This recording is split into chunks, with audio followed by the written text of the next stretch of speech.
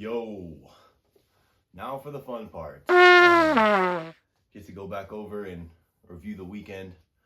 I'm just gonna start off and just review my plays that I gave you this weekend. Just because there's no sense in sort of going over every single game when I knew that they were going to be hard to pick. However, I'm definitely going to take all the information from this weekend, all the tendencies. I know that we learned a lot about handicapping certain teams right off the bat. My bad, Indianapolis looks like they might be better than advertised. They have a pretty complete team as far as their offense looks.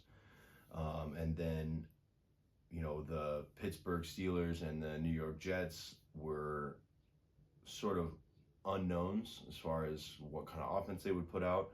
Well, looks like we were wrong there too, and looks like everybody was wrong there because that was the lowest total on the board at 39.5, and that game shot over.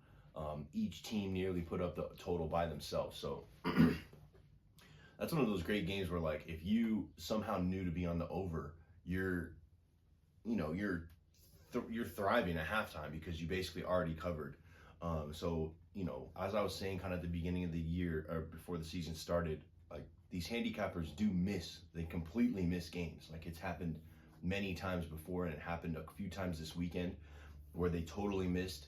And if we can catch them slipping, that's where we get our easy wins. Obviously, I was on the wrong side. I was joining the public on that one with the under. It made sense to me, but we obviously didn't get that right. Just to go right into my main picks, that way we can kind of keep this short. I love the Broncos Titans under. That one hit no problem. The Broncos bets were great bets. I hit both those bets, Broncos money line and Broncos Titans under. Those games came down exactly like I thought they would. Titans kept it close, but then in the end they managed to get away. The Broncos managed to get away a little bit in the fourth quarter. My other over-under, which I missed, is the Bucks-Falcons under, or Bucks-Falcons over, which came down to, I believe, 23-20, which was under by about 5 points. So that one was a real bummer. That's one of those games where the first half I knew it wasn't looking like an over game, but there's this tendency of NFL games to be kind of like black and white when it comes to the first half versus the second half. So I was really holding out hope that both in that game and in the Pittsburgh Jets game, they would sort of find their rhythm and then play a different second half. It didn't happen in either game. They didn't start scoring, or they didn't start playing defense in New York against Pittsburgh, and they didn't start finding holes in the defenses in Atlanta versus the Bucks. So yeah, that game came to 43 points. The over-under was 46.5 or 47. Such a bummer because, again, we get one more team with one more possession or one more field goal goes to overtime when we can't miss that game. So we're literally one scoring possession of pretty much any kind away from getting the over, aside from 26-20 Buccaneers. But if Atlanta gets the ball back, Atlanta scores a field goal, we go to overtime, guaranteed over. Atlanta gets the ball back, they score a touchdown, don't even hit the 2-point or hit the field goal, we get over. So all these games are really going to be just kind of right there at the end.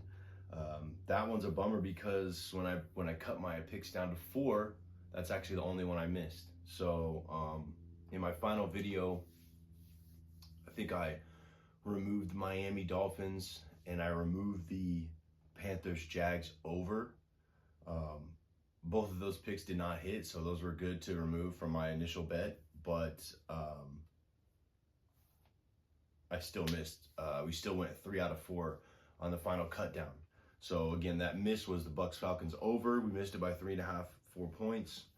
That was a bummer, but we go on. So Cardinals were keeping it it was kind of close with the Saints for a while. They ended up only winning by 7, but the better team ended up winning. Fade the Saints as a mantra. That one sticks. Dolphins at Indy. A couple of things we didn't take into account for that game. I started to fall out of love with it pretty much like right after I picked it and put it online. Some major impacts that we didn't even think about were Jim Irsay passed away. The owner of the Colts passed away like 4 months ago or 6 months ago. So the whole franchise was brought together on this emotional day, and they really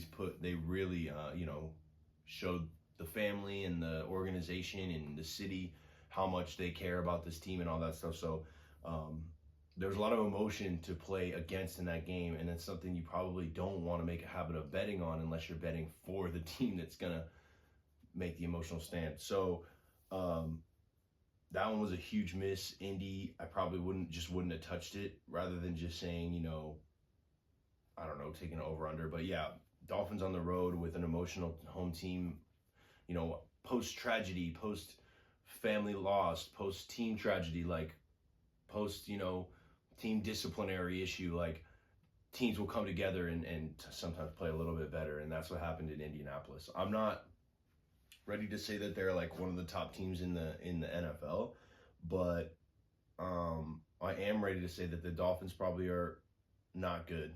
Their offense looks sloppy. They look like they just look slow. They look casual, careless. There was no sense of urgency. Like, it just looked like after by the time the second quarter started, it looked like that game was pretty much going to go the way of the Colts. And then I already mentioned my final pick was the Broncos at Tennessee, which was my money lock. I put that in my Pick'ems league where you don't have to pick against the spread. You just need an automatic winner.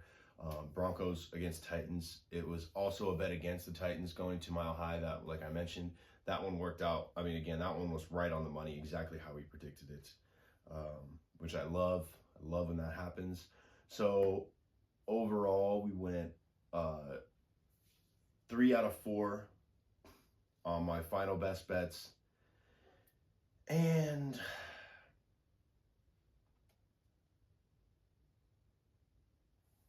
three out of 6 with those. If you add in the Dolphins money line, Pittsburgh and New York under, and the Panthers Jags, and initially had stated I liked it over, and then the ref matchup I saw that I didn't like. Well, it turns out it's the Jags defense that kept that game under, because the refs didn't really make a ton of impact on the Jags performance, but I didn't really watch the whole game, but I know the Panthers definitely sputtered there, so they had trouble getting scoring on the Jags. So this is all stuff that we're going to have to take into consideration. Like, everything that happened this weekend is going to help me come up with a clearer picture next week.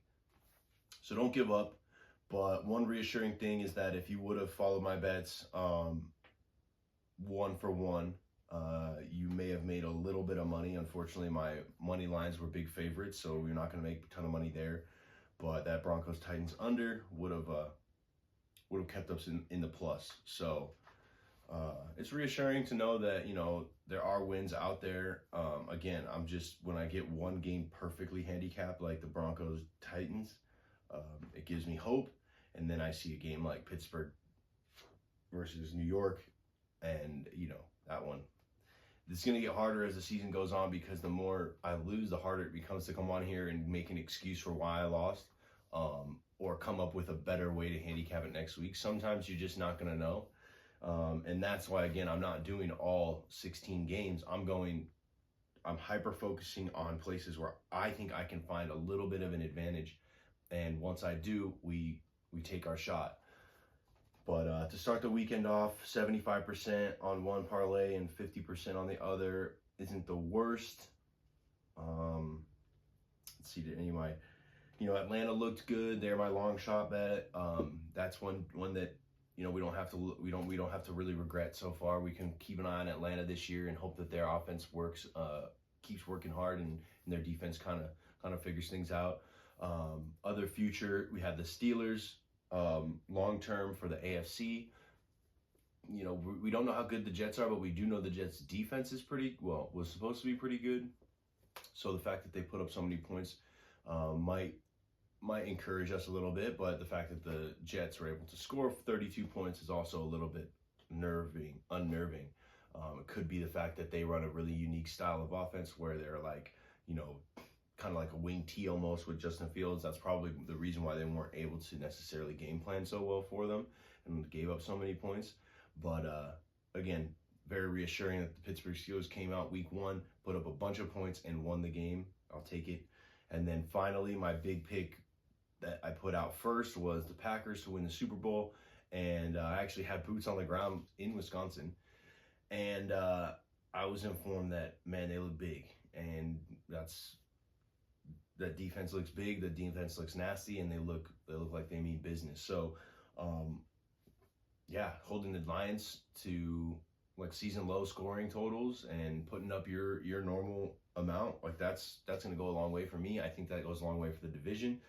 Knock this one off right away, put them in number 1 in the division, and keep them there all season. That's my goal. So hopefully, some of this stuff works out, especially my futures, and then as we go along through the season, we'll see some of these bets start to roll in. But yeah, missed the 5-1. Missed the 5-1 by the over/under in the Falcons-Buccaneers game. So we will try again next week. I don't like to count it as a loss, but I am a guy who plays parlays, so if we don't hit them all, we don't get any money. So that's an L for me. Like I said, I'm going to try to stay positive on here and keep coming with the business. Make sure I don't miss anything. And if you have any tips or things I've been not handicapping and I should, drop them in the comment section.